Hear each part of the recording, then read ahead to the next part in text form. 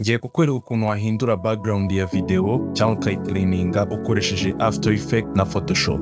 Mbere na mbere ubanza ku exportinga frame cyangwa se gufata ifoto muri video. Niba ukoresha Premiere Pro ukanda kuri kano kantu kameze nka kamera uka-exportinga muri format ushaka. Ugahita ujya muri Photoshop ugafungura ya foto, ugakoresha tool yitwa Quick Selection, ugaselectinga subject, ukareka Photoshop igakora ibyayo. Yarangiza ukareba ko yamuselectinze neza, ariko kureba kuri ano ma edges ukareba niba selection iriho neza. Ubundi ugahita ukanda delete ukamusiba, right click hagati muri selection ugahitamo content awareness fill, then ugaklika OK. Ugahita uza kuri healing brush tool ugakanda add kugira ngo selecting sample y'ahantu ushaka gukoresha usiga ahandi hose kugira ngo hase neza. Ubundi ugatangira ukablashinga usiba aho hose ubona hatameze neza.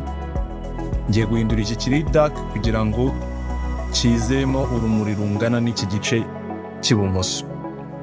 Uragiselectinga ugahita ukanda delete kikavaho, then ukagira right click hagati muri selection content awareness fill, then ugahita ukanda OK. Ukareba ko bimeze neza. Wabona bitameze neza ukongera ugasubiramo iyo process, then ugahita ugira save iyo foto yawe nka PNG cyangwa se JPEG, whatever you like. Then tugahita tuza muri After Effects ukimportingamo ya background yawe ukayishyira kuri layer iri munsi ya footage yawe. Ugahita selectinga Roto Brush tool, double click kuri monitor screen yawe, then ugatangira gushushanya mask ya subject yawe kugira ngo tumukure kuri background sanzwe ariho tumushyire ku yindi twakoze muri Photoshop. Hari igihe bidahita bimera neza ngo imuselectinge neza. Icyo ukora ugenda noneho uselectinga buri point ushaka ko kajya muri selection yawe.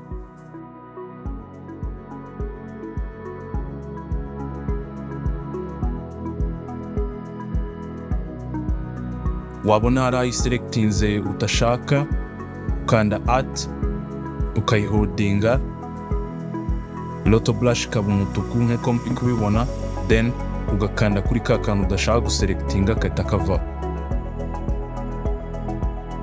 Iyo umaze guselectinga ubona selection yawe imeze neza, icyo ukora ni ugukanda kuri freeze, then After Effect igatrackinga ya subject yawe ikayikura kuri background.